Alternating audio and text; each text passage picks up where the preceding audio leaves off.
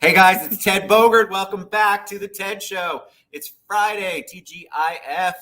Very excited to be here. We finally did it. Alison Kerestes is with me. She's running for circuit court judge.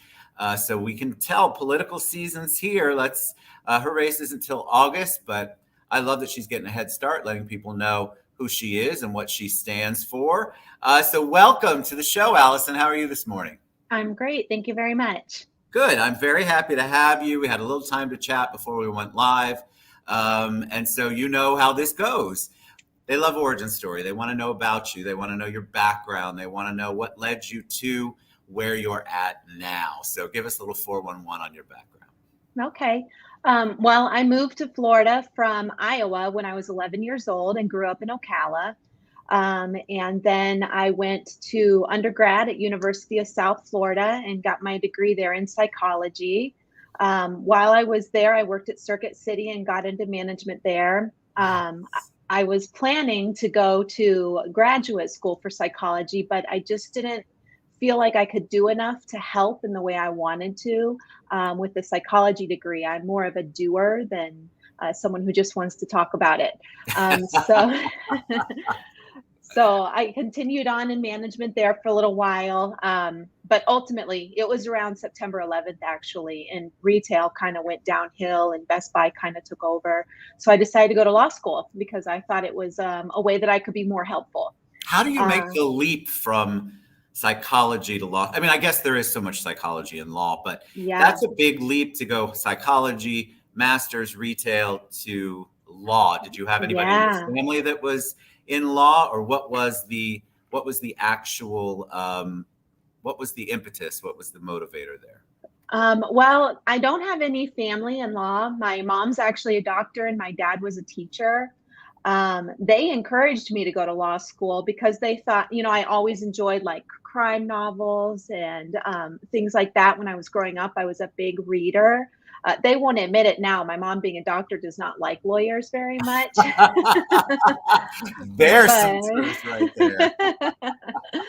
I was just kind of at a crossroads, though. And so they suggested I try to get into law school, and I did. So I went to Florida State. Congratulations. Yeah, that's interesting because I think, doctors and attorneys, that's always an interesting mix there. Y'all need each other, but sometimes those relationships are not positive for different reasons. But I love the fact that they encouraged you and that was something that you found. When you got to law school, did you know what kind of law you wanted to practice, or did you have to learn that as you went? I had to learn it as I went. Law school gives a much more of a generic background, but I always gravitated towards the criminal classes. I liked them and enjoyed them. And honestly, my first job was as a prosecutor. They come to the law schools a lot and recruit. And so I interviewed with the state attorney's office here in Orlando, and it just seemed like a great fit. So that's how I ended up here. You got that whole office are unsung heroes as far as I'm concerned. Same with the public defense. I mean, what you all deal with and put up with and try to work with in a crazy system. I mean, God bless all of you. It's tough. Well, one thing I thought for sure you'd say is your parents encouraged you because you argued with them as a kid. I'm convinced all three of my kids could be attorneys. Yeah, I'm sure I argued with them plenty, but so it's one thing. So you get into law. Where did the passion come from, or where did the idea come from to become basically, as a judge, you're a public servant. So how did you make that leap? Yeah, well, I was a prosecutor for 8 years. And so that was from 2006 to 2014. And then I left and I went into private practice. I ultimately ended up with my own firm, Kerestes Law Firm, where I do a lot of criminal defense. And I just really want to get back into the public service side of it. I really do enjoy running my own firm, but going back to when I wanted to be a psychology major, I just really want to be in a position where I'm being helpful. And so that's kind of what led me to decide to run for judge. And so educate us. And anytime someone comes on, I think a lot of people hear a title or an office, commissioner, circuit judge. Tell us what a circuit judge does. Okay, the circuit judge for the Ninth Circuit, which is where we are, that's Orange and Osceola County. There's also county court judges, which are just Orange or Osceola, and they handle the lower level cases, like misdemeanors or lower dollar amount civil cases. Once you get into circuit court, it can be family law, it can be restraining orders, it can be criminal, probate. All kinds of different things. The criminal cases are all felonies, and then the general civil cases are the higher dollar amounts, over $30,000. So if I were to be elected, I could be placed in any of those divisions where you would focus on one particular area for a period of time until you get moved somewhere else. So, and thank you for explaining that, because I think a lot of people don't get it. We look at our ballots and we go, okay, I don't even know what that job is for. I'm going to pick the name that I like best. Or we don't, as a whole, I think we're trying to get better. We don't really educate ourselves on what the position is, who we're voting for, and what their experience might be. And so I love it when somebody comes on and actually talks about the job that they want to have as a public servant. Tell us about the giving back, though. You want to make an impact. You want to be a public servant. How do you do that? How do you envision you doing that in the role as circuit judge? Yeah, I think one of the most important things that I bring to the table is so much experience as both a prosecutor and a defense attorney.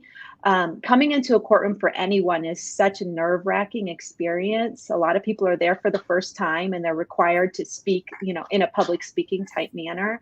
So I just want to bring that experience and also the empathy that I've gained through all the years that I've been doing this. And just try to rule fairly. Of course, we always have to follow the law, but a lot of judges need to take it that extra step further and just be patient and listen to both sides and make everyone feel heard in the process.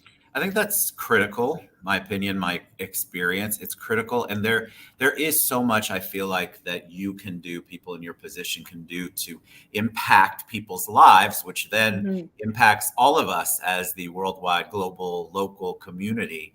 If their lives can be impacted, or the lives of the victims or whomever, people are impacted by what you do. People are impacted by your compassion and your empathy. And I think that we need more of that for sure. And our court systems are crazy overloaded. I mean, I know it's insane out there. And so you all are you're it, basically. You're the end of the road when somebody comes before you, I guess, unless they challenge it, appeal it. But I love the fact that you want to give back, because I think a lot of people, their perception of a judge in general is it's intimidation. They're not listening. They're just looking at what's in front of them. They're disconnected. And I feel like there's a whole new group of people like you who really want to change that perception. Yeah.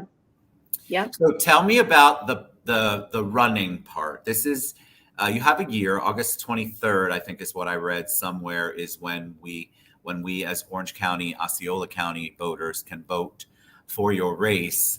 What's the political side been? Has that been an interesting one to maneuver through? I feel like people like you have a heart for it, and then you get into the arena and it's just as crazy as you see on TV in the politics.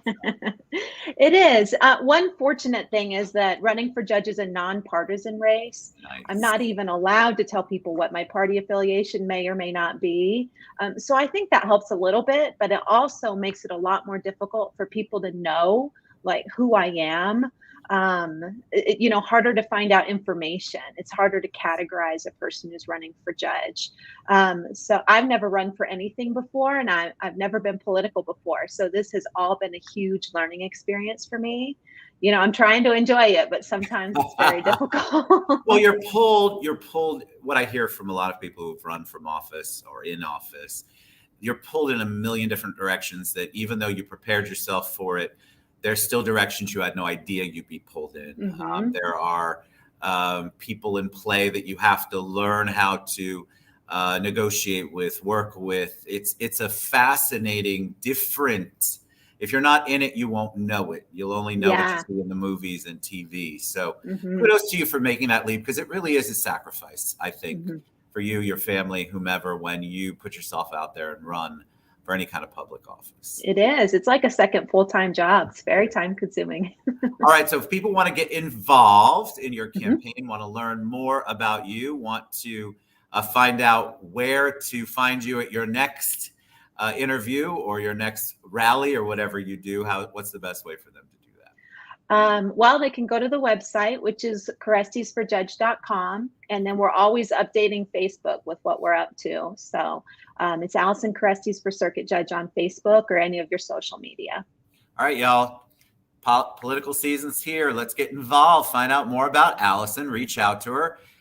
She is accessible, trust me, because she had to deal with my whole system of signing up for the show. So thank you for coming on. Thank you for what you're doing. Come back anytime as it gets closer or you have something you want to talk about. We'd love to have you. And we appreciate you making the sacrifice and running for public office. Thank you so much. All right. KerestesForJudge.com. We'll see you guys soon. Get involved.